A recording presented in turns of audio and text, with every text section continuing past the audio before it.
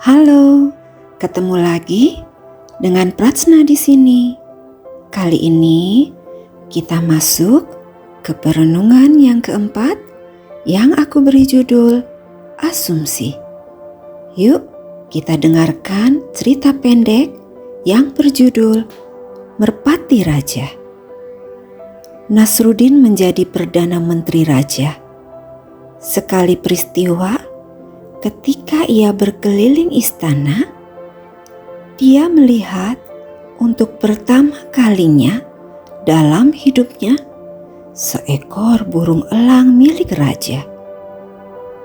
Nasruddin belum pernah melihat burung merpati seperti ini. Maka ia pun mengambil gunting lalu memotong kuku, sayap, dan paruh burung elang itu. Nah, baru sekarang kau pantas disebut burung, kata Nasruddin. Tuanmu telah mengabaikanmu selama ini. Dari cerita tadi, aku menangkap bahwa Nasruddin menyimpulkan sesuatu bukan berdasarkan faktanya, tetapi berdasarkan asumsinya. Nasruddin berasumsi bahwa burung elang milik raja adalah seekor merpati. Karena itu yang menjadi asumsinya sejak kecil. Asumsi biasanya bersumber dari pemikiran atau logika yang kaku atau datang dari pengalaman di masa lampau yang membekas pada diri seseorang, sehingga orang itu meresponi sesuatu berdasarkan asumsinya, bukan berdasarkan faktanya. Mungkin ketika Nasruddin kecil, orang tuanya mengatakan kepada dia bahwa burung elang adalah burung merpati. Dan ide atau gagasan itu menancap kuat di benak Nasruddin hingga dia dewasa. Dia tidak pernah mau mendengar koreksi dari orang lain bahwa yang dikiranya burung merpati adalah seekor elang. Lucu ya?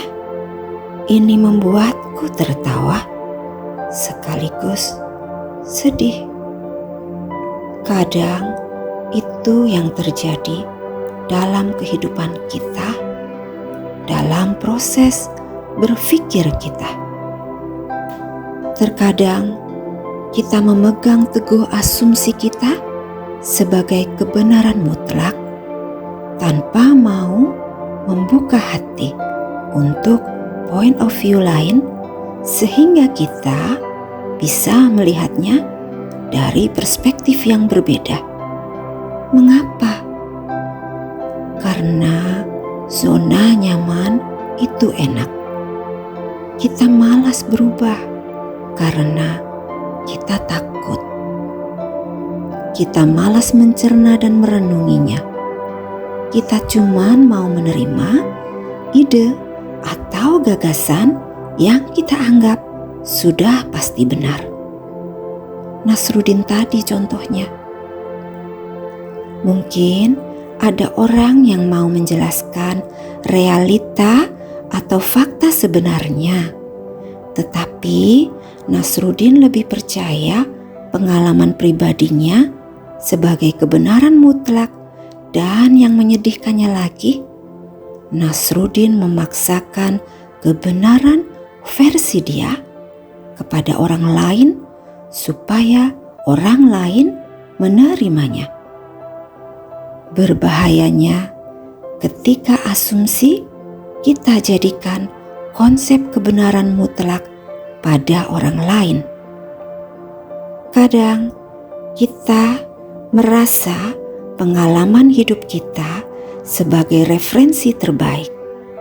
Kita nggak kasih ruang bagi mereka untuk mengeksplor dan belajar dari proses.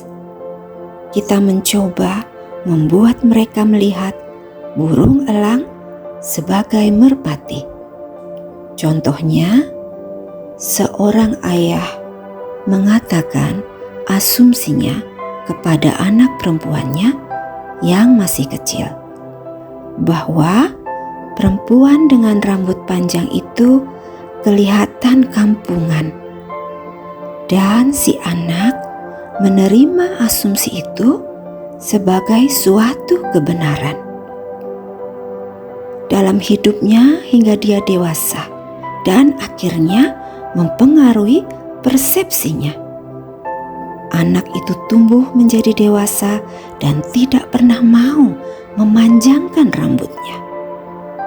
Sama dengan Nasruddin, bukan? Apakah pengalaman hidup tidak bisa jadi referensi? Tentu saja bisa, untuk menambah pengetahuan. Tetapi jangan paksakan asumsi sebagai kebenaran mutlak. Jangan ciptakan pengkondisian pada mental seseorang.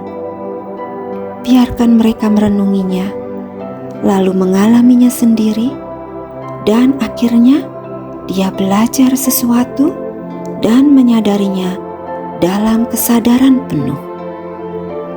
Andai kata sang ayah mengatakan bahwa "Kamu cantik, Nak, mau panjang ataupun pendek rambutmu," maka sang ayah sedang memberikan kekuatan pada anaknya untuk menghadapi hidup dengan keberanian, untuk memiliki keberhargaan diri yang utuh, untuk berani mengeksplor hal-hal baru, tentunya dalam konteks yang positif. Yuk teman-teman, kita bertumbuh bersama, tanggalkan asumsi yang keliru, masuklah ke dalam diri, dan temukan kesejatian dirimu di sana. Oke teman-teman, sampai ketemu lagi ya in the next contemplation bersama Pratsna. Jangan lupa like, share, and subscribe. Terima kasih ya. Bye-bye.